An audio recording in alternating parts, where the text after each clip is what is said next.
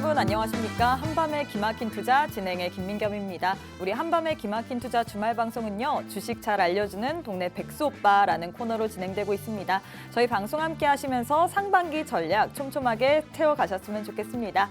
방송하기에 앞서서 먼저 참여 방법부터 알려드릴게요. 지금 화면에 네모난 QR코드 하나 보이시죠?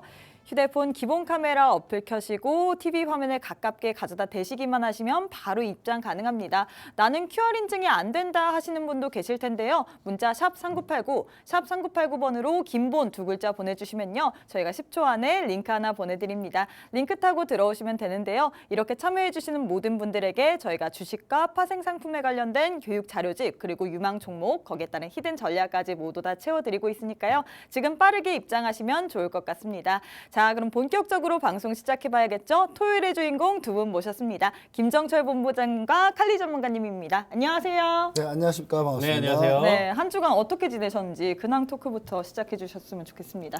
네, 요즘에 제가 좀 상당히 좀 바빠요. 좀 맞아요. 그 너튜브 하나 열심히 하고 있는데 이 너튜브가 반응이 상당히 좋습니다. 되게 재밌다고 하더라고요. 우리 시청자 여러분들이 반응이 상당히 좋은데 어떤 반응이 좋냐면 이제 저희가 그냥 단순히 주식시장을 막 우리가 막 어쩌고 저쩌고 뭐 지수가 어쩌고 뭐 금리가 어쩌고 종목이 어쩌고 해봐야 어차피 2% 부족할 때보다 못 이겨요. 2% 부족할 때를 이길 수가 없어요. 그래서 2%를 못 이기기 때문에 네. 저희가 거기랑 다른 컨셉으로 저희가 이제 먹방하면서 편안한 분위기로 먹방하면서 이렇게 하는 그런 너튜브를 지금 현재 하고 있는데 우리 팍승재 TV 나오시는 분들 많이 나와요. 많이 나오시기 때문에 그분들 데리고 그냥 진솔한 주식 토크를 하고 있는데 요즘에 상당히 좀 그거 하면서 많은 투자 아이디어를 얻었고요. 그것 때문에 제가 AI, 그 다음에 로봇, 다음에 후속주 이렇게 쭉 제가 발굴할 수 있었다. 그렇죠. 알체라 같은 경우에도 수익 실현을 많이 하셨던데. 네, 사실 알체라도 이제 그때 얻어들은 기동령으로들은 제가 아는 증권사 후배 동생이 얘기한 그 얘기를 기동령으로 들어가고 제가 그걸 그냥 후속주로 그냥 딱딱딱 했더니 위사이트까지 깔끔하게 수익 실현했고요. 이 다음은 도대체 뭐냐? 이 다음 도대체 뭐냐라고 지금 이제 막 그런 부분에 대해서 많이 토크를 했는데. 우리 시청자 여러분들 역시 제가 봤을 때는 저희는 엘리트는 아닌데 남들의 엘리트라고 부르잖아요. 근데 우리끼리는 우리가 엘리트라고 생각해요. 그래서 우리들끼리 이제 모여가지고 토론한 내용을 노란통 메시지 오픈 채팅방에 우리 시청자 여러분들 공유를 하면서부터 갑자기 수익률이 제가 팍팍팍 올라가고 있어요. 그렇죠. 보유 종목들이 지금 선방하고 있더라고요. 근데 이제 뭐 지수가 올라가서 그런 거 아니냐라고 하는데 물론 지수가 올라가는 것조차도 전 얘기를 들었으니까 제가 얘기했잖아요. 산타가 12월에 안 오면 까치로 변해서 온다. 네. 까치로 변장해서 올 거다라고 제가 그렇게 눈에 얘기 드렸잖아요. 그래서 지금 까치로 변장해서 지금 오고 있는 상태고 아직까지도 아직 와 있는 상태다. 아직 가진 않았다 집에. 그래서 제가 봤을 때는 우리 시청자 여러분들 반드시 노란통 메시지 오픈 채팅방에 들어오시면요. 제가 그때 여러 가지 주요 전문가분들하고 토크했던 그 내용을 좀 정리해서 계속 노란통 메신저 업데이트 해드리니까 반드시 꼭 참여하셔서 많이 참고하셔서 수익 많이 내시면 좋을 것 같습니다. 네, 지금 바로 노란톡방 안에 입장하시면 우리 전문가님이 이렇게 시황 정리를 해서 여러분들에게 노란톡방 안에만 우리가 과연 어떠한 전략을 가지고 가야 되는지 알려주십니다. 그렇기 때문에 지금 바로 입장하셔야겠죠? 우측 하단에 지금 네모난 QR코드 하나 있습니다. 휴대폰 기본 카메라 어플 켜시고 TV 화면에 가깝게 가져다 대시기만 하시면 바로 입장 가능합니다. 칼리 전문가님은 한 주간 어떻게 지내셨나요? 제주도 가셨던데. 네, 지난주에 이제 잠깐 주말을 또 이용을 해서 이제 가족 여행을 이제 좀 다녀왔었는데 네. 하필 좀 미리 좀 계획됐었던 여행이라 뭐 비행기표나 이런 부분들을 좀 미리 했었는데 이번에 거의 이제 강풍을 맞으면서 사실상 제가 출발한 날에 항공기가 이제 60편이 결항이 됐었고 이제 다시 김포로 회항을 했었는데 이제 저는 겨우 그래도 운이 좋게 내리면서 일단 주말에 이제 잘 거기서 이제 놀다가 네. 휴식 취하고 오자마자 이제 리딩을 진행을 했었는데 제가 이제 이전에도 그렇고 이제 뭐 작년 뭐 9월 추석 때 이제 뭐 어디 여행 갔다 오고 이렇게 할 때마다 네. 나쁘지 않게 좀 수익을 좀 또 잘 내는 편이에요. 그러니까 이제 놀다 돌아오면. 오니까 쉬다 오니까 확실히 그렇죠, 잘 이제 나온 것 같아요. 좀 잘 나오는 편이라서 이제 급하게 이제 돌아와서 이제 월요일 날 리딩을 진행했음에도 불구하고 한 계약 기준으로 한 자리 1,800불 수익을 냈었던 자리값입니다. 사실상 한 3,000불까지도 좀 생각했었던 네. 자리값이긴 했는데 일단 딱 적당한 선에서 끊었었던 거.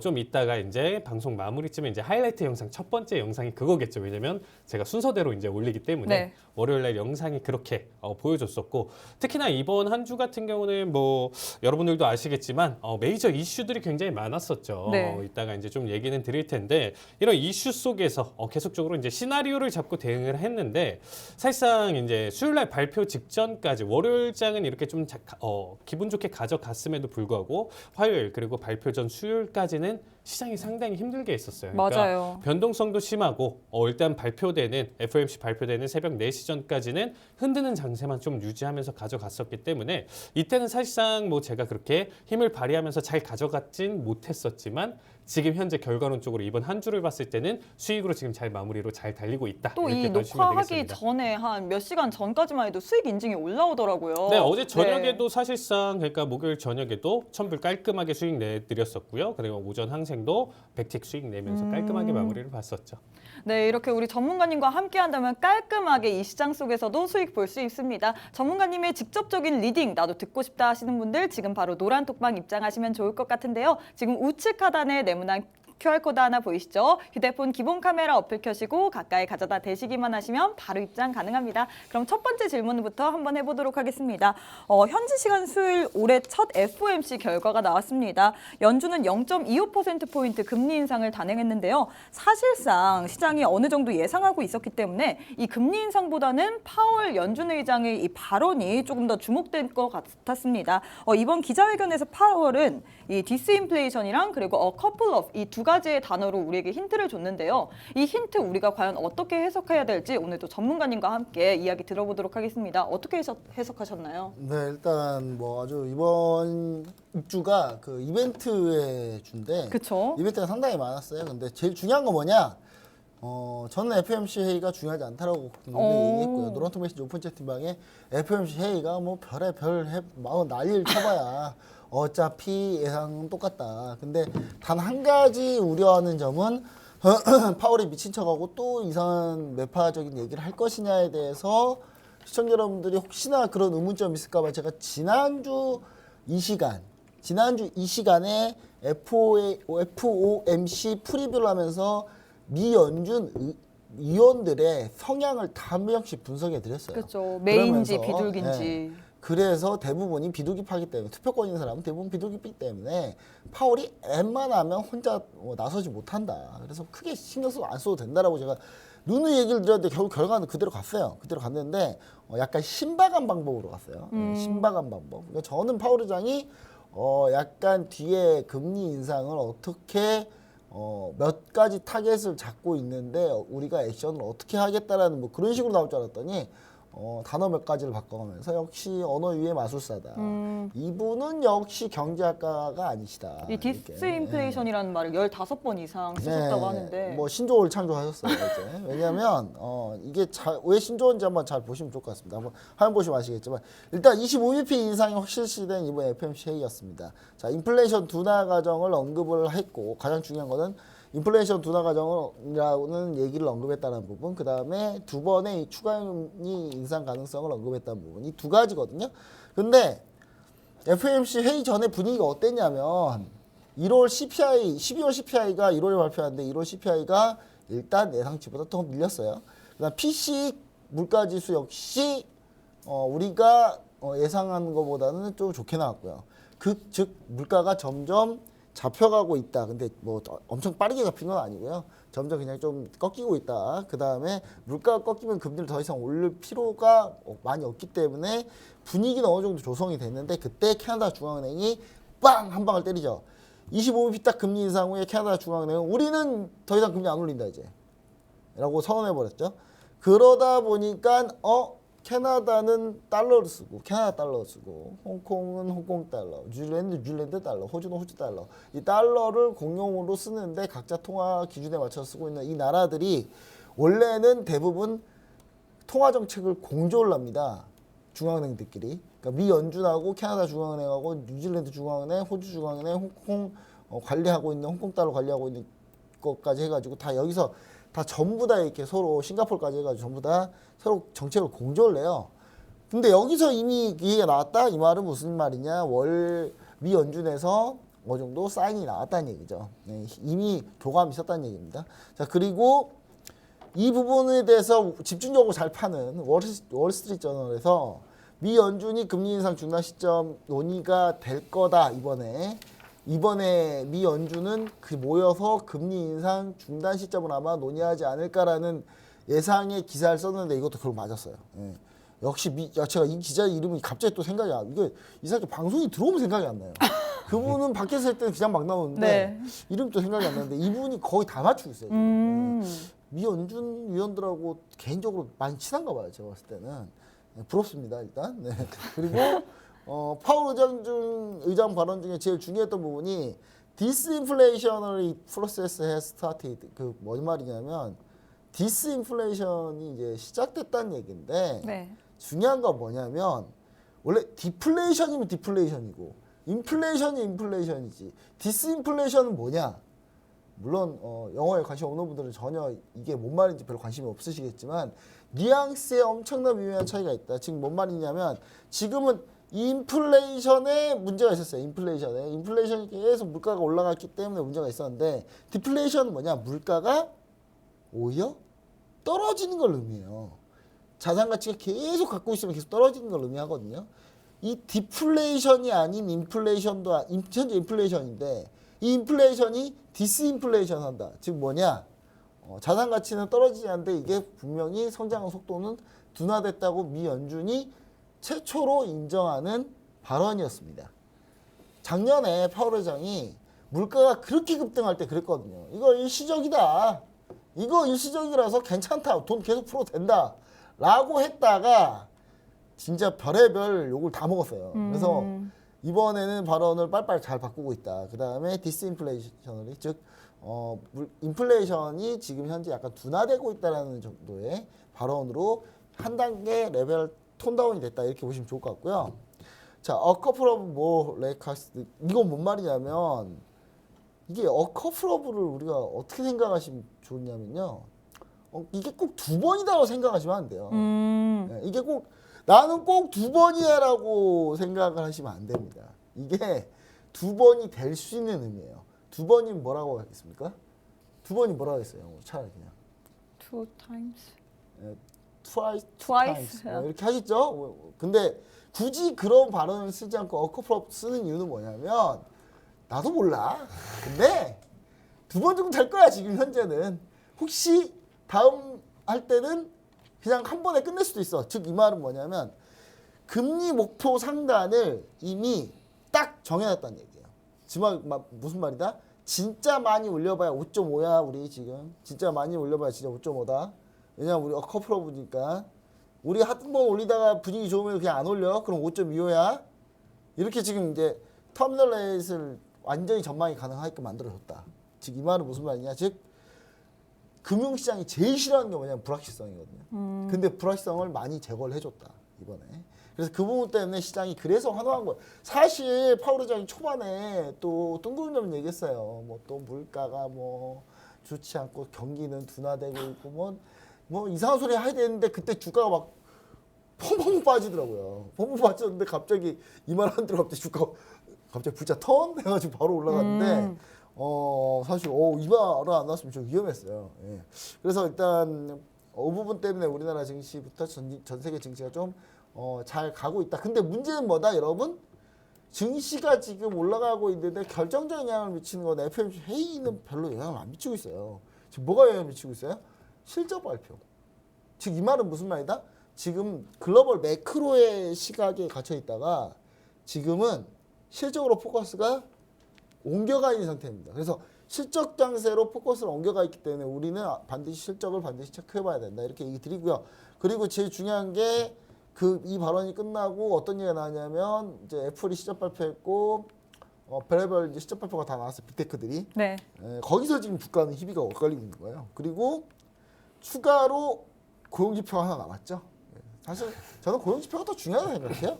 고용지표가 더 중요하지 뭐가 더 중요하겠습니까? 자, 아무리 여기서 코프로브 해도 뭐 사실 그냥 오늘 이번 고용지표 세게 나오면은 다시 금리 인상해야 될 것 같아. 이렇게 가는 거죠. 자, 미 연방기금의 목표금리, 실효금리, 초과 지준, 초과 지준불이 이렇게 보시면 좋을 것 같은데, 자 여기가 지금 미 연방기금의 목표금리가 계속 터미널 렛이 이렇게 올라가고 있다라고 좀 보여주면 좋을 것 같고요. 지금 현재 이게 구인율인데 구인율이 한풀 꺾였어요 지금. 근데 여기서 지금 꺾였는데 다시 올라오고 있으니까 이게 문제라고 봤거든요. 근데 이게 어느 정도 조정만 쳐서 조금 옆으로 행보만 해준다면, 소비자 물가지수는 솔직히 확연히 아래로 꺾였죠. 꺾여서 과연 6%를 언제 깨고 내려가서 5%에 정체할지가 제일 중요하다. 이렇게 보시면 좋을 것 같습니다. 네, 이렇게 전문가님께서 FOMC 회의 리뷰를 해주셨습니다. 칼리 전문가님은 그런데 이번에는 또 FOMC 회의 어떻게 보셨는지 이야기 부탁드릴게요. 사실 제가 준비한 내용보다 본부장님이 너무 잘 말씀을 해주셔가지고 사실 이 안에서는 벗어날 의미가 없습니다. 일단 가장 중요한 두 가지 단어를 지금 잘 언급을 해주셨는데, 일단 저도 이제 좀 간략하게 하면서 일단 제 의견까지 이제 추가적으로 이제 좀 설명을 드린다라고 하면요. 일단 그동안에 이제 좀 파월이 상당히 좀 중립적인 단어를 하고 좀 조심스러운 어휘를 사용을 했어요. 네. 그만큼 자기 단어 하나하나가 시장에 미치는 파급력을 이미 작년, 재작년에 계속 겪었었거든요. 일시적일 것이다 이렇게 좀 강력하게 확신하차게 얘기를 하면서 시장을 끌어올렸었는데, 그 인플레이션이 절대 일시적이지 않았고 네. 결과값으로 너 틀렸잖아 하면서 정말 문매를 많이 맞았거든요. 그렇기 때문에 그 다음부터는 지속적으로 굉장히 단어 선택 하나하나가 애매하면서도 이게 매파적인지 비둘기인지 약간의 우리가 그 뉘앙스를 보고 판단을 했어야 됐어요. 진짜 단어 하나로 이게 매파적인 발언이다 비둘기가 아니고 그 뉘앙스까지 같이 판단을 하면서 정말 힘들게 알아냈어야 됐는데, 네.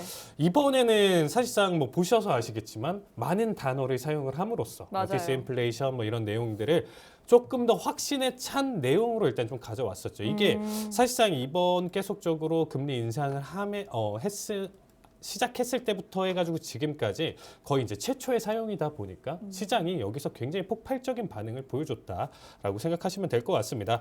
어쨌든 일단은 당연히 지금 바라봤을 때 그래서 이제 이런 지금 디스인플레이션이라는 단어 자체가 35분에 이제 4시 35분에 이제 나와줬을 때 이제 강한 상승을 보여줬었고, 거기서부터 이제 뭐 바닥 대비 선물 기준으로 500포인트 이상 상승을 보여줬어요. 그러면 이거는 거의 한 5%대 이제 원웨이 상승을 보여줬었는데, 그게 이제 다음날 추세까지도 계속적으로 이어졌다는 거죠. 그러니까 결국에 25bp는 지난주에 본부장님도 계속 언급해 주셨고, 페드워치에서도 99%라는 좀 말도 안 되는 확률을 가져가면서 그 25bp에 대한 포커스를 맞춘 게 아니고, 일단은 지금 꺾이고 있는 이제 현 추세를 연준도 드디어 인정을 했다라는 걸 가장 크게 봐주시면 될 것 같고요.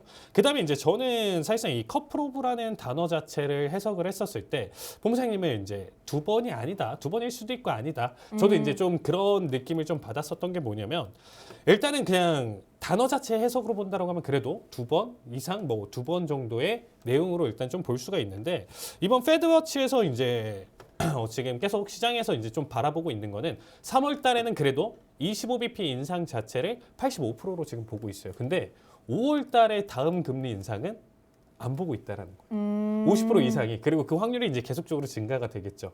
결국에는 파월은 a couple of라는 단어를 사용했음에도 불구하고 시장은 그 내용을 본부장님이 얘기하셨던 것처럼 뉘앙스를 그렇게 받아들이면서 니네 이제 한 번밖에 안 남았구나. 그렇기 때문에 그거와 맞춰서 지금 더 상승폭을 더 크게 키워갔었죠. 이전에 같은 경우는 뭐 차트를 보시면 아시겠지만 이러한 발표 그리고 이제 기자회견 이런 내용들로 본다라고 하면 그 순간 그 시간대 뭐 30분 1시간 범위 내에서의 상승은 보여주되 그 다음에 조정 구간을 계속 가져가던가 아니면 다시금 낙폭을 가져갔었던 모습을 계속 가져갔었는데, 이번에는 그 상승 탄력을 계속적으로 보여줬다라는 거를 굉장히 좀 눈여겨보시면 좋을 것 같아요. 그래서 일단은 제가 이 방송에서도 좀 언급드렸었지만 사실상 이러한 시황적인 측면이나 지수적인 움직임 자체를 똑같이 비교를 하면서 가져간다라고 하면 이 상승을 사실상 완벽하게 해석하기는 힘들어요.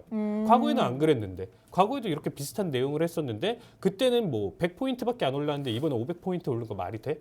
똑같이 해석을 한다고 하면 안 맞아 떨어지죠. 네. 그래서 제가 항상 지금 요즘 교육에서 이제 좀 다시 제가 이제 지금 시청자분들 위주로 이제 또 추가적으로 교육을 들어가고 있는데 이런 시황이랑 지금 현재 밀어내는 힘이나 이런 부분들을 좀 측정할 수 있는 내용 해석을 계속적으로 좀 설명을 드리고 있어요. 그래서 이번 자리값은 제가 이제 이 방송에서도 좀 언급드렸었지만 12,300짜리를 안착하냐 못하냐가 굉장히 중요하다라고 얘기를 드렸었고 마지막에 이제 제가 나스닥 이제 방향성 언급드릴 때 이제 좀 한 번 더 언급은 드리도록 할 테지만 이 300짜리를 안착했다라는 것 자체가 이번에 12,800, 900 고점을 찔렀었던 원동력이었다라고 또 생각해 보실 수가 있을 거예요. 그래서 이번 상승은 뭐 메타와 지금 이 FOMC의 결과에 따라서 강한 상승 추세를 지금 가져왔었는데 자 어쨌든 지금 시장에서는 다음에 금리는 한 번 정도만 남았고 더 이상 연준의 카드는 없을 것이다라고 하면서 상승을 보여줬지만 본부장님이 강조했었던 것처럼 이제는 눈이 매크로보다는 실적으로 지금 돌아가고 있고 이 지금 방송 녹화 바로 새벽 시간대에 애플, 구글, 아마존 메이저 기업들의 실적이 나왔었는데 안 좋게 나왔어요. 네. 그러고 나서부터 지금 그 고점을 다시금 깨지 못하고 선물 기준으로 깨지 못하고 낮추세가 지금 계속적으로 하락 추세를 지금 좀 보여주고 있는데 그렇기 때문에 시청하시는 지금 현재 분들은 현재 결과값을 가지고 이제 지금 따라 들어가야 되겠다. 따라가는 타이밍을 이미 놓쳤어요. 이미 1월 초에서부터 그 관점을 가지면서 한번 바라보면서 좀 도전적인 자리로 바라봤으면 가져갈 만했었던 구간이고요. 지금은 한 템포는 좀 늦었다.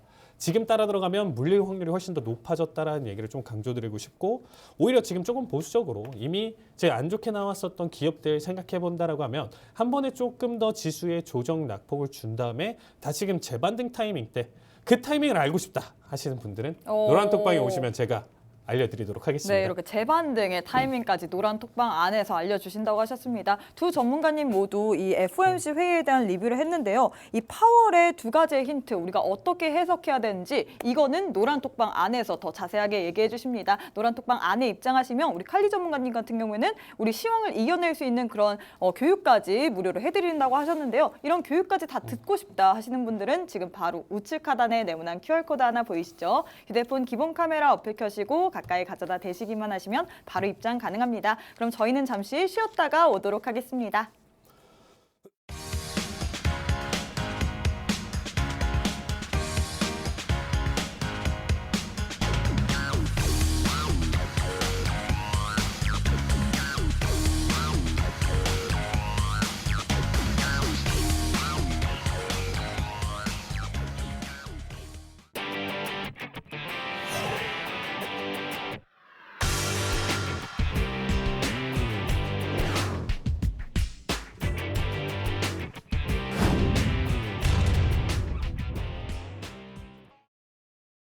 네, 이번에 FOMC 회의 말고도 빅테크 기업들의 실적 발표가 연이어 나왔습니다. 인텔의 어닝 쇼크에도 불구하고 경쟁자 AMD는 호실적을 발표했고요. 또 메타도 4분기 예상치를 상회하는 호실적과 이 자사주 매입 소식에 메타의 주가가 23% 넘게 폭등을 하는 모습 보여줬습니다. 이 이외에도 빅테크 3인방인 애플, 아마존, 알파벳은 4분기가 EPS가 예상치를 하회하는 모습 보여졌는데요. 이번 주 빅테크 기업들의 실적 발표와 함께 우리가 향후 이 주가 전망을 어떻게 예측을 해야 되는지 우리 칼리 전문가님께 여쭤보도록 하겠습니다. 네, 일단 언급해 주셨던 기업들 한 번씩 하나씩 일단 좀 살펴보도록 네. 하겠습니다. 일단 인텔의 경우 같은 경우는 일단 뭐 반도체 관련해서는 이제 경쟁자들에게 이제 좀 한 수 접고 가야 되는 거 아닌가 싶은 내용인데 일단 특히나 미국의 지원을 받으면서 인텔 같은 경우는 공장을 늘려갔었고 그리고 이제 사업을 키워갔었는데 현재 이제 고물가 상황이랑 경기 침체 우려 때문에 일단 비용 절감에 굉장히 좀 어려움을 겪고 있다라고 봐주시면 될 것 같습니다. 하지만 이제 뭐 인텔 같은 경우는 뭐 사실상 이대로 미국에 그렇게 지원을 받고 일단 이렇게 성장을 해왔었는데 현재 지금 상황에서 과연 미국이 그냥 방치할 리는 없다라고 봐주시면 될 것 같아요. 왜냐하면 일단은 이 미국 고용 시장에서 인텔이 차지하는 비중이 굉장히 높고 특히나 일단은 대다수의 이제 반도체 기업들 자체가 이제 미국에 있는 다른 반도체 기업들이 일단 팹리스인데 반해서 인텔 같은 경우는 이제 파운드리랑 이제 팹리스를 이제 동시에 운영하는 그만큼 미국 내에서도 이제 공장이나 이런 부분이 굉장히 좀 많이 비중을 차지하고 있기 때문에 전체적인 고용이나 이런 부분들에 있어서 미국이 그래도 그냥 버려둘 수는 없다라고 생각해 볼 수가 있어요. 하지만 일단은 그래서 그렇기 때문에 지금 현재 보유하신 분들은 최근에 이제 낙폭이 너무 이제 좀 아팠었고 맞아요. 그렇지만 섣부르게 이제 좀 주식 매도를 하시는 거는 조금 아직 이르다. 그래도 일단은 바닥을 다지고 나서 이제 재차 반등이 나왔을 때 그 다음에도 사실상 좀 답이 없다라고 하면 그 다음에 이제 좀 판단을 해보셔도 괜찮을 것 같고요. 지금 현재 사실상 이제 뭐 AMD 같은 경우는 3분기 실적 발표부터 이제 계속적으로 어떻게 보면 좋은 소식이 좀 들려왔었던 맞아요. 상황이에요. 왜냐면 일단 클라우드 전용 반도체 자체가 경쟁사 대비 일단 성능까지도 좋을 뿐만 아니라 가격 경쟁 면에서도 굉장히 괜찮았다. 이것이 사실상 실적으로 지금 현재까지 이어졌다라고 지금 봐주시면 될 것 같고요. 특히나 이제 이런 분석과 함께 신규 그래픽 반도체 등의 이제 평가가 이제 호평을 받으면서 결과론적으로 이번 4분기 실적에 잘 녹아서 발표가 잘 되었었다라고 볼 수가 있겠습니다. 특히나 이제 최근에 뭐 파월 그리고 이제 이 앞에서 언급드렸었던 이 FOMC 결과라든지 그리고요 메타의 지수, 쌍끌이 움직임을 가져가면서 어떻게 보면 추가 이제 상승 흐름의 탄력을 더 크게 받았다라는 거죠. 만약에 이제 지수 움직임이 안 좋았으면 그냥 주가가 이제 뭐 약간 뭐 2% 3%대 정도만 올라와 주던가 아니면 그래도 강보합권에서 이제 좀 마감을 볼 수 있었던 내용이었었는데 사실상 뭐 AMD 주가 자체도 여러분들도 아시겠지만 정말 가벼운 기업이 아니에요. 시총 자체가 굉장히 무거운 기업임에도 불구하고 이번에 주가 10% 이상 상승을 해주는 모습을 보여줬습니다. 그래서 일단은 뭐 인텔과 달리 일단은 민간 소비와 이제 좀 거리 있는 사업 분야에서도 이제 좀 두각을 내는 만큼 좀 안정적인 상황이다. AMD 같은 경우는. 그래서 향후 주가 전망이나 그리고 이제 기술적 분석 내용 자체는 라이브 방송 혹은 이제 제가 노란톡방에서 좋은 타이밍 때 한번 좀 이 부분은 좀 언급 드릴 거고요. 제가 이제 가끔씩 이렇게 해서 전체적으로 이제 차트를 좀 정리해서 올려드릴 때가 있어요. 네. 그래서 대표 종목들 좀 이런 부분들을 좀 알고 싶으시다 하시는 분들은 노란톡방 참여하시면 될 것 같고요. 그 다음에 이제 메타 같은 경우는 사실상 뭐 22년도를 주가를 좀 낙폭을 굉장히 나스닥의 지수로 굉장히 끌어냈었던 주범이라고 또 볼 맞아요. 수가 있어요. 그러니까 거의 이제 $400 부근의 고점을 가져갔었던 메타가 사실상 거의 뭐 $80대까지 이제 낙폭을 가져가면서 주가의 낙폭이 정말 예술적으로 이제 빠졌었던 종목 중에 하나인데 사실상 이 메타라는 기업 자체가 이제 이전에는 기업 이름이 페이스북이었죠. 맞아요. 페이스북인데 이 메타라고 상호를 바꿨었던 이유 자체가 우리는 메타버스에 좀 더 집중을 하겠다. 그만큼 그쪽에 투자를 좀 많이 하겠다. 주커버그가 그런 얘기를 했었는데 이게 이제 이런 비용적인 투자 측면 자체가 사실상 기업의 지금 현재 실질적인 이익과 좀 동떨어졌었던 게 큰 문제였었죠. 그래서 이 월가의 문매를 좀 많이 맞았었던 상황이에요. 거기에 따라서 뭐 광고 수익 줄어드는 건 어쩔 수 없었던 부분이었었고요. 하지만 이번에 이제 컨퍼런스 콜에서 어떻게 보면 주커버그가 조금 접고 들어갔다는 거죠. 그래, 우리 조금 투자 수익성 안 나고 이렇게 좀 동떨어진 부분들은 좀 많이 줄여 나갈 거고 너네가 지금 생각하고 있는 그런 방향성대로 갈래. 그리고 자사주 매입을 $400억 가져간다라는 얘기까지 통해 가면서 시장이 지금 원하는 니즈를 맞춰주면서 그러한 내용까지 가져가면서 프리장에서 19%나 넘게 급등을 보여줬고요. 장중에는 거의 25%대까지 그리고 최종적으로 22%까지 상승을 보여주면서 사실상 이번에 뭐 어느 정도 이제 어닝을 기록하면서 22년도에서는 이제 안 좋은 기업에서 바닥에서부터 80에서부터 거의 뭐 190달러대까지 지금 들어 올리면서 스타트 자체가 좀 나쁘진 않다. 그래서 올 한 해는 그래도 나쁘진 않게 한번 좀 긍정적으로 좀 바라볼 수 있는 기업이지 않을까라는 생각이 들고 있는데 일단은 1차적으로 또 이 강한 바닥에서 반등을 너무 크게 보여줬다 보니까 얘 역시도 일시적인 조정 타이밍이 왔거든요. 그 조정 타이밍이 때마침 애플, 구글, 아마존의 실적과 더불어서 그 부분이 이제 잠시 주춤할 것이다라는 거죠. 이미 22%, 25%를 하루 만에 올렸었던 종목 자체를 이제다라고 따라 들어가기 정말 어렵잖아요. 그래서 지금 타이밍은 이미 1차로 지금 매매를 할 수 있는 관점은 지났고 그 다음에 이제 한 번 더 아까도 좀 언급드렸었던 특정 조정 이후에 이제 재돌파 타이밍 자체는 너무나도 긍정적이다. 그 다음에 한 번의 조정이 의미 있게 나온 뒤에 200달러를 다시금 재돌파를 한다라고 하면 저는 굉장히 좀 긍정적으로 보고 있어요. 근데 이제 정확한 타이밍 날짜를 이게 눈여겨보지 않는다라고 하면 놓칠 때가 많아요. 그쵸. 내가 이 관심 종목이 많더라도 너무 많다 보면 뭐 이거 하고 저거 하다 보면 놓칠 때가 있거든요. 그래서 이런 부분들은 제가 잡아드리도록 할 테니까 꼭 노란톡방 오셔야 이런 좋은 종목들 제가 알짜배기 종목들만 계속 선별을 해서 일단은 알려드리고 있으니까 꼭 참여를 해주셨으면 좋겠고요. 사실상 이제 마지막으로 이제 좀 설명드릴게. 뭐 애플, 아마존 그리고 이제 구글의 실적인데 이 기업들 같은 경우는 사실상 좀 뭐 예상된 실적 쇼크였다. 어떻게 보면 이미 이제 4분기 내용에서 이제 중국 코로나 쇼크가 있었고요. 거기서 이제 대규모 시유 확산 때문에 여기 이제 판매량 부진이 이제 좀 올 수밖에 없을 것이다라는 예측이 곳곳에서 나왔었거든요. 그게 실적으로 지금 예상되게 잘 나와준 모습이고 아마존 같은 경우도 우리 연말에 뭐 아시겠지만 그렇죠. 생각보다 이 연말 랠리를 못 가져갔고 맞아요. 사탄 랠리를 가져갔었던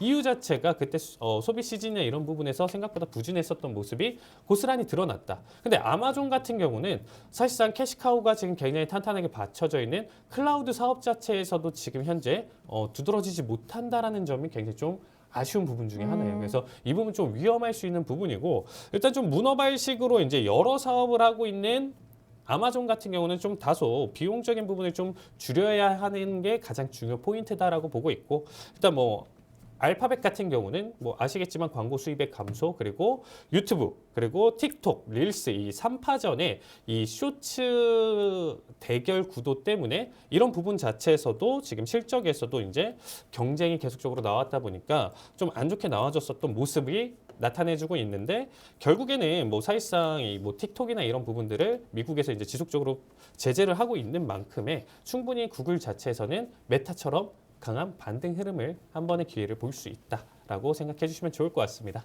네, 이렇게 칼리 전문가님 대표적인 빅테크 기업들의 실적 발표와 그리고 향후 주가 전망까지 얘기를 해주셨습니다. 노란톡방 안에 지금 입장하시면요. 전문가님이 대표 종목들의 좋은 타이밍, 알짜배기 종목들을 꽂아서 여러분들에게 드린다고 하셨습니다. 이런 종목들의 종목명, 매수매도 타이밍 다 알고 싶으신 분은요. 지금 바로 우측 하단에 네모난 QR코드 하나 보이시죠? 휴대폰 기본 카메라 어플 켜시고 가까이 가져다 대시기만 하시면 바로 입장 가능합니다.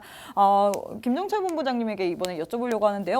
이번에 이 메타가 호실적을 발표하면서 메타버스 관련주들이 상승을 했는데 이 메타버스 관련주들 어떻게 보시는지 그리고 또 빅테크 기업들의 실적 발표가 우리 국내 증시에는 어떤 영향을 미쳤는지 한번 도움 말씀 부탁드리도록 하겠습니다. 네, 뭐 메타만 보는 게 아니라 한 번씩 한번 훑어보죠. 먼저 빅테크 중에 실적을 맨 먼저 발표한 게 넷플릭스였어요. 넷플릭스. 맞아요. 넷플릭스인데 넷플릭스는 일단 수익성은 하락했는데 가입자가 예상치에 무려 50% 초과 달성하면서 뭐 잔치집이죠. 네, 그리고 넷플릭스는 실제로 주가가 엄청나게 급등했습니다. 지금 거의 주가가 끝모르고 지금 올라가고 있어요. 지금 계속. 넷플릭스가 한때 가입자가 반토막 나면서 주가가 하루아침에 몇십 퍼센트 폭락하는 적도 있었는데 그걸 뒤로 하고 지금 넷플릭스가 다시 살아나고 있다. 빅테크 중에서는 가장 분위기가 좋은 게 넷플릭스다. 이렇게 좀 보시면 좋을 것 같고 메타를 한번 보겠습니다. 메타는 과연 메타가 메타버스를 하려고 메타라고 이름 바꿨을까라는 생각을 해보면 그럴 리 없다라는 거. 그냥 메타를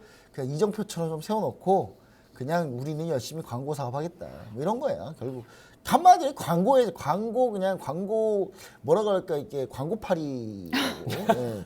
광고팔이 회사예요. 메타는 광고팔이 회사인데 4분기 매출액이 321억 달러로 예상치 약간 상회했고요. 정말 요만큼 상회했어요.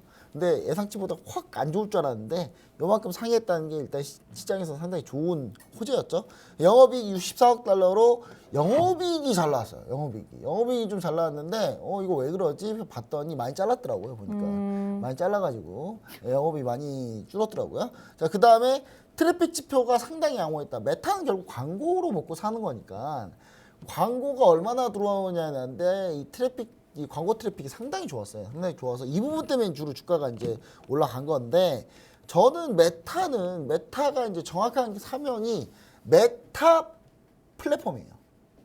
줄여서 그냥 메타 하는데 그리고 미국에 상장돼 있는 티커명도 메타인데 네. META 메타인데 사실 정확한 설명은 메타 플랫폼입니다.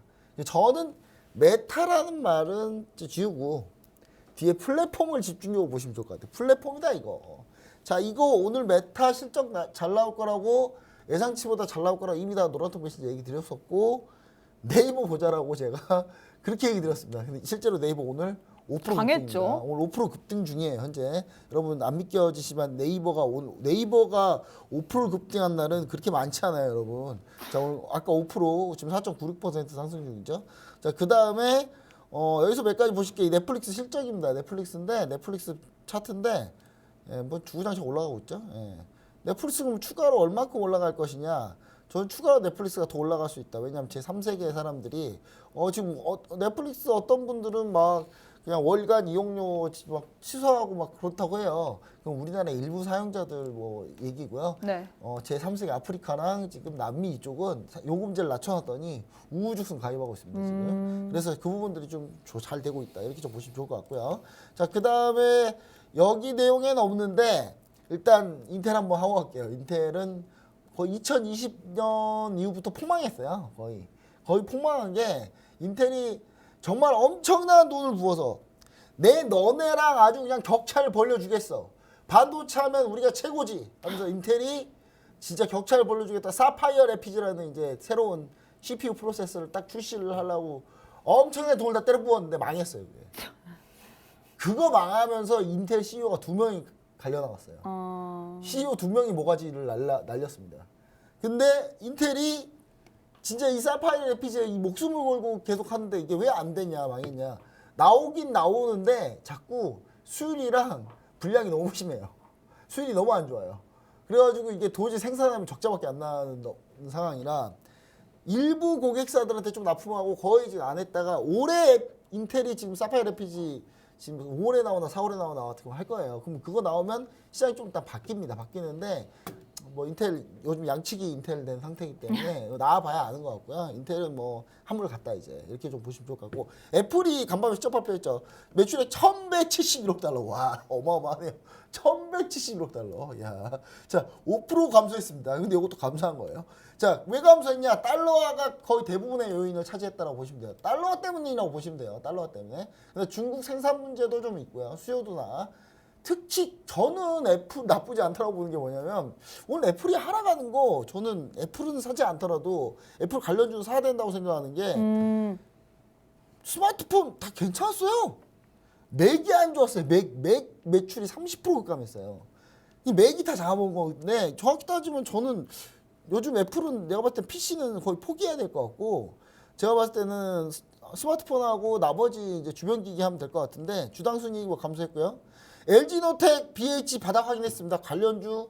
자, 저는 애플 의외로 이거 괜찮다고 보고 있습니다. 그래서 저는 관련주 우리나라 애플 관련주 반드시 보셔야 된다. 땡땡땡땡땡. 요거 노란통 메시지 오픈 채팅방에서 공개하도록 하겠습니다. 네, 이렇게 급하게 빅테크 실적 리뷰를 해봤습니다. 애플 관련주로 땡땡땡땡땡 이렇게 히든 종목을 노란톡방 안에서만 종목명, 매수가, 매도가 다 드린다고 하셨는데요. 지금 바로 우측 하단에 네모난 QR코드 하나 보이시죠? 휴대폰 기본 카메라 어플 켜시고 가까이 가져다 대시기만 하시면 바로 노란톡방 입장 가능합니다. 여러분들이 칼리 전문가님이 실전 매매 너무 궁금하다고 하셔서 오늘도 또 하이라이트 영상 준비했습니다. 하이라이트 보고 오시죠. 자, 89매도 체결. 자, 100일 자리값 커팅. 주문 접수 완료. 요거 매도는 사실상 조금만 자리값 지금 변동성만 잘 견뎌준다라고 하면 자, 920까지 열려 있습니다. 대략적으로 930까지 볼 수 있는 자리.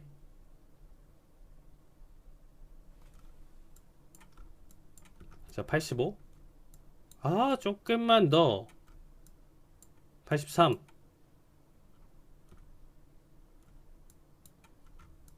81. 좋습니다. 자, 지금부터가 찐 추세 나올 가능성이 높아요. 자, 아까도 말씀드렸지만 오늘 대행 자리값 여기만 제발 터치해라 라고 했었고 앞에서 안 보여줬기 때문에 140까지 대행량을 가져갔었는데 한번 컷 한번 본절. 지금 자리도 일단은 컷 자리값 한 1포 차로 조금 아쉽긴 했어요. 그쵸? 112까지 가져왔다가 지금 저점 밀었는데 일단 100자리값 기준으로 본다라고 하면 지금 82탈까지 보여줬기 때문에 앞에 자리값이었으면 지금 400불까지도 볼 수 있는 자리죠. 요거는 운이 안 좋았다. 변동성이. 그래도 손절컷 지키면서 한번 계속 보시죠. 그냥 여기서부터 이제 잡아먹고 반등 나온다라고 하면 이제는 재미없어요, 사실. 그렇죠? 자, 추세를 보고 있는 자리값이기 때문에 자, 앞에서 변동성 그리고 어쨌든 최종 고점 자리값은 정확하게 맞췄고 그 다음부터 지금 원의 매도세 지금 50대까지도 낙폭 가져왔는데 자, 어쨌든 지금 진입 자리값 한 번은 컷 나왔고 오늘 쉽게 주지는 않아요. 그러니까 방향성 예측하고 140 터치 전까지는 매수 맞았고요, 사실. 그렇죠? 그 다음부터 매도 자리값 생각해봤는데 여기서도 단기 살짝 가져갔었던 거 이거 너무 아쉽다. 이건 어쩔 수 없는 거지만 아쉬운 구간이죠, 사실. 뭐 89가 무조건 정답이었다, 99가 정답이었다 이건 없었지만 그쵸? 어쨌든 요거는 운이 필요한 거예요, 어쩔 수 없이. 12,019까지 갔어요, 여러분들. 1,400불이에요, 그쵸? 금액대 보고 청산하는 거 아니죠, 저는. 미리 937 걸어놨어요. 아, 진짜 오늘 또 오랜만에 쉬고 왔는데 또 좋은 뷰 나와줘야 되겠죠? 좋습니다. 자, 12,012까지 떨어지면서 1,400불. 자, 웃으면서 보고 있습니다. 그쵸? 아우, 지금은 12,000 확보 봐도 괜찮죠? 5일선 이탈하면 가져가는 거니까. 자, 1,800불 확보 보시죠, 여러분들. 아, 좋습니다. 주문 접수 완료. 1,800불 확보. 뭐 12,000 깨면 뭐 단기여도 어쨌든 5일선 이탈하면 깨는 자리값이니까 앞에 캔들까지는 아니었어도 지금 캔들에서는 12,000 확보가 맞죠. 1,001 터치하면 1,800불로 마무리 보도록 하겠습니다. 98. 아, 여기서 마무리인가? 자, 5초, 4초, 3초. 이거 시간 조금 다르죠? 10초 정도 차이.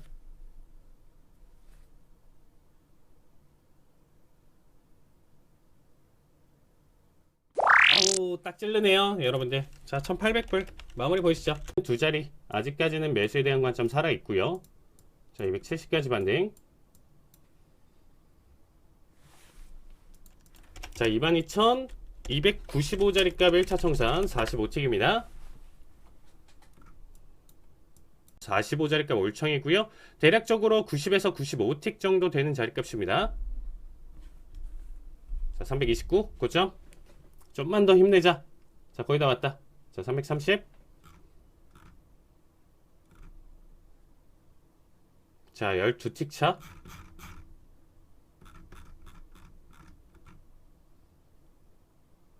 자, 339까지. 자, 6틱 차죠. 자, 힘 조금만 더. 4틱. 좋습니다. 딱 걸리네요. 네, 95틱. 뭐 90틱으로 볼게요. 네, 90틱. 수익 축하드립니다. 자, 170일 매수 체결. 자, 주문 접수 완료. 39자리 값. 자, 요거 마지막 컷 나오면 요거 마지막이고요. 자, 대행 자리 값은 아까와 똑같이 가져가겠습니다. 22,199. 1차 청산. 자, 그 자리 값에서 본절 달면서 또 지켜보면서 나머지 추세 가져간다, 이렇게 봐주시면 되겠습니다. 자, 기대값 자체가 시간대가 지금 일단 지나가면서 아까 240에서 250 바라봤었던 자리값 기준으로 본다라고 하면 좀 많이 낮춰진 상황이네요. 자, 일단은 220 자리값 돌파 자리값 나온다라고 하면 일단은 1차 청산 자리값을 확보 보면서 가져갈 거고요. 지금 상황에서는 그쵸, 본절 생각하면서 지켜보는 구간이죠. 자, 적어도 밴드 상단은 터치 보자 라는 관점으로 지금 좀 지켜보는 자리값. 자, 그대로 눌러버리면 어쨌든 본절이어도 이번에는 마무리 가져가도록 하겠습니다. 이 아래 마디값 중간 형태에서 가져가다가 장대 양봉 뽑히는 거 굉장히 좋습니다. 자, 212까지. 자, 15. 자, 그나마 기대해볼 수 있는, 자, 220 터치 보여줬습니다, 여러분들. 자, 199자리 값 지금 일단은 정정 확인. 3씩 확보라고 지금 보도록 하겠습니다. 3씩 확보. 자, 요거는 일단은 아까도 말씀드렸지만 이제는 199까지 눌러주면 마무리. 자, 이 마디값은 이제 끝났죠. 자, 본절 자리 값은 아니고 앞에 지금 장대 양봉 힘이 좋았었음에도 불구하고 그쵸, 밴드 고점 맞으면서 떨어지는 움직임. 이거 3스틱으로 가져갈 수밖에 없겠네요. 자, 3스틱 수익 축하드립니다. 자, 29 매도 체결, 41 자리값 커팅. 주문 접수 완료.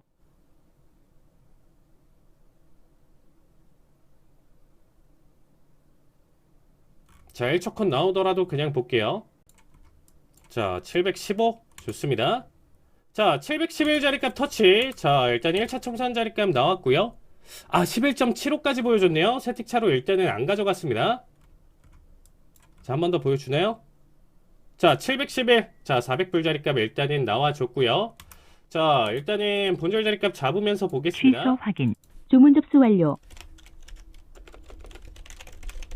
계속 이렇게 보면서 타이밍 한번 지금 잡아보도록 하겠습니다. 이렇게.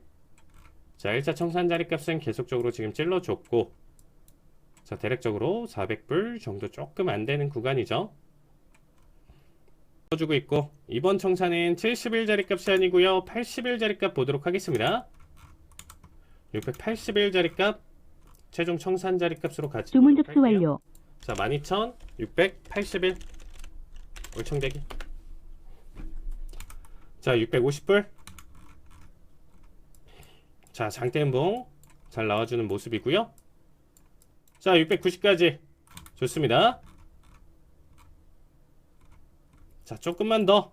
자, 81 자리값 잡았어요. 이번에는 밴드 폭이 지금 일단은 좀 더 올라와 있기 때문에 저점 자리값 기준으로 81까지만 보도록 하겠습니다.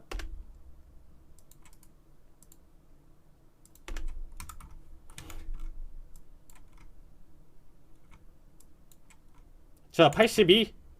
자, 다 왔죠? 한 번만 더. 좋습니다. 네, 1000불. 수익 축하드립니다. 네, 그럼 이제 마지막으로 다음 주까지 해외 선물 상품별 투자 전략 한번 세워봐야겠죠? 첫 번째 크루드 오일입니다. 네, 일단 차트를 보시면 지난주에 제가 일단 84달러대까지 이제 상승 가능성을 이제 좀 염두에 뒀었는데 한풀 더 꺾였습니다.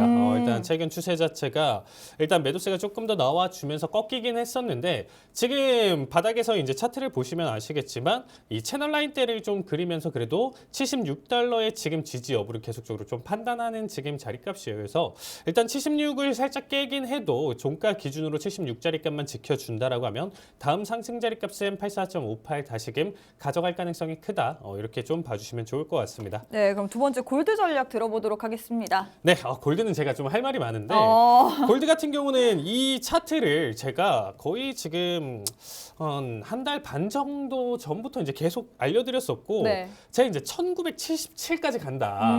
이 얘기를 지금 이 방송에서만 한 4번 넘게 이걸 최종 자리값이었어요. 그리고 중간에 이제 터치 자리값 1837부터 해가지고 이제 다 맞췄었는데 일단은 지금 현재 55까지 올라왔어요. 그러니까 75까지 그러니까 한 20틱 정도 차이 났다. 그러니까 사실상 이게 최종적으로 딱 맞아 떨어졌다라고 좀 볼 수가 있고 이 고점에서부터는 이제는 조정을 일부 받을 수 있는 구간이다라고 해석이 되고 있거든요. 그래서 골드 가격 같은 경우는 지금 뭐 시장에서도 계속적으로 킹 골드 뭐 이렇게 얘기 나오면서 일단 강력한 바닥에서부터 추세가 보여줬었는데 이제는 한번 이제 눌림 타이밍으로는 가장 적합하다라고 좀 봐주시면 될 것 같아요. 그래서 최종적으로는 아니지만 1837대까지도 좀 단기적으로 좀 강하게 눌릴 가능성이 있다. 그래서 추세 자체 다음 주 여러분들이 보실 때는 매도 대응으로 일단 좀 가져가시는 거를 추천드리도록 하겠습니다. 네, 그러면 이번엔 나스닥 한번 해보도록 하겠습니다. 네, 일단 이 나스닥, 일단 나스닥 같은 경우도 지난주에 일단 제가 1차적으로 도달할 수 있는 자리값 12,843 정확하게 터치를 또 보여줬습니다. 이 역캐숄 패턴 같은 경우는 이전부터 계속적으로 설명을 드렸었고요. 특히나 이제 11,700대까지 돌파를 하냐 못하냐 이게 딱 2주 전에 대한 내용이었었는데 이 자리값 안착하고 12,000 안착하는 모습을 보여줬다 보니까 12,800 자리값까지 지금 잘 보여줬었고 결국에는 이 자리값 터치 예상하는 뷰 시나리오대로 잘 가져가면서 이번 주 하이라이트 영상에서 보셨던 것처럼 좀 성공적인 매매를 좀 잘 가져갔었다. 이렇게 봐주시면 될 것 같습니다. 네, 마지막으로 구리는 노란 톡방 안에서 대응 전략 알려드리도록 하겠습니다. 지금 우측 하단에 네모난 QR코드 하나 보이시죠? 휴대폰 기본 카메라 어플 켜시고 TV 화면을 가깝게 가져다 대시기만 하시면 바로 입장 가능합니다. 네, 이렇게 다음 주까지 해외 선물 상품별 투자 전략 한번 세워봤습니다. 저희가 준비한 내용은 여기까지입니다. 본 방송은 투자 판단에 대한 조언일 뿐 해당 종목의 가치 또는 상승 하락을 보장하진 않습니다. 이 점 꼭 참고해 주시길 바라겠고요. 저희는 내일 이 시간에 다시 찾아뵙도록 하겠습니다. 시청해주신 여러분 고맙습니다.